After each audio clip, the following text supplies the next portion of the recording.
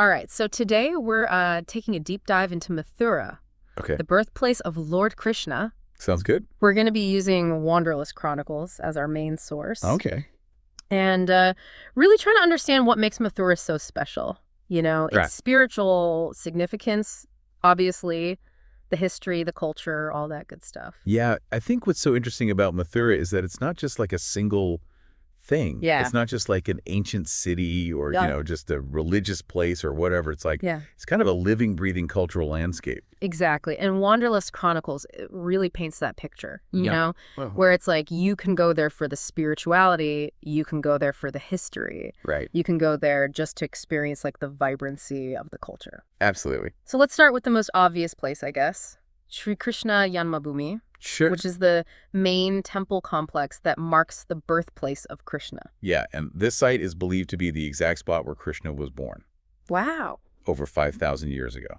That's incredible. Yeah, and the chronicles really capture this like Yeah. intense atmosphere of devotion. Oh, yeah. They talk about the pilgrims that are constantly coming and going, Yeah. chanting the prayers. It's just like this constant Yeah. feeling of divine bliss. I mean, you can almost feel it just reading about it. Absolutely. And there's also something really interesting that they mentioned, What's that? which is that beneath the temple, there's this underground prison cell. Oh, wow.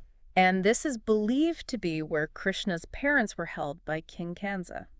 Oh, wow. So it's like, It's like legend and history kind of yeah. intertwined, you know? Yeah, you can almost picture those ancient stories like playing out right there in Yes. that spot. So from there, Wanderlust Chronicles takes us to Vishram Ghat, Okay. which is along the Yamuna River. All right. And this is where Krishna is said to have rested Uh-huh. after defeating Kansa. Right. And they have this really beautiful description of the evening arti there. What stood out to you about that? I think it was the image of like all the lamps, Yeah. on the river at twilight. Right, yeah. And it just creates this really serene and devoted atmosphere. Yeah, the chronicles really highlight that sensory experience Yeah, as being something special. absolutely. And they also mention that you can take a boat ride Oh, cool. on the river so you can kind of see it from a different perspective. I like that.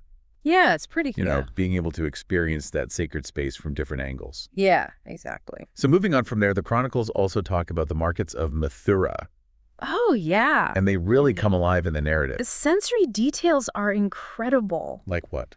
Well, they talk about the smell of Mathura pedas, Oh, yeah. which is that like sweet, milky treat. Oh, I love those. And then they talk about Holygate Bazaar, which is just like this explosion of color, Wow. with all the bangles and the Krishna figures and Right. traditional clothing. That gives you a real sense of the present day culture. Totally. It's not just about the history. It's like a Yeah. living, breathing community. Right.